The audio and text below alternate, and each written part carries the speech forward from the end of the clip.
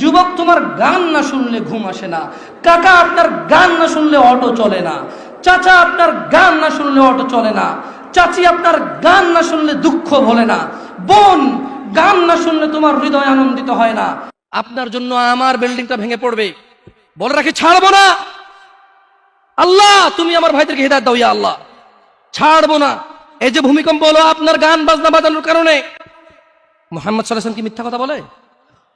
কারা কারা হাত তোলেন তো যে মুহাম্মদ সাল্লাল্লাহু আলাইহি ওয়াসাল্লাম জানে না, মুহাম্মদ সাল্লাল্লাহু আলাইহি ওয়াসাল্লাম জানে না, এরকম কারা কারা স্বীকার করে?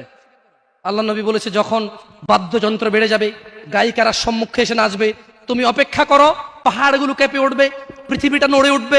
জালজালা, ইযা জুলজিলাতিল আরদু জিলজালাহা, যখন পৃথিবী প্রবল কম্পনে প্রকম্পিত হবে। ওয়া খরাজাতিল আরদু আসকালাহা, যখন এই মাটি তার ভিতরে যা আছে একদম লাথি মেরে বের করে দেবে, লাশ হোক আর যাই হোক, মাটি বলবে যে বের হও, বের হও আমার থেকে, বের হও, আমি তোর আর কাউকে রাখবো না।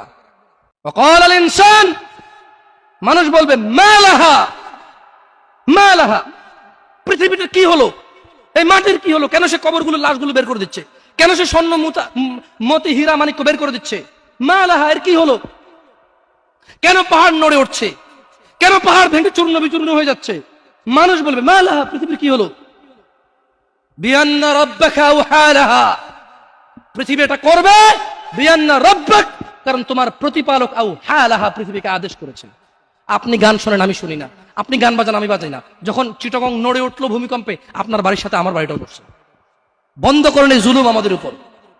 আল্লাহর দিকে তাকিয়ে বন্ধ করেন, আল্লাহর দিকে তাকিয়ে বন্ধ করেন। আপনার বাড়িটা যদি ভেঙে ফেলার ইচ্ছা হয়, বুলডোজার এনে ভেঙে ফেলেন, কেউ ধরবে?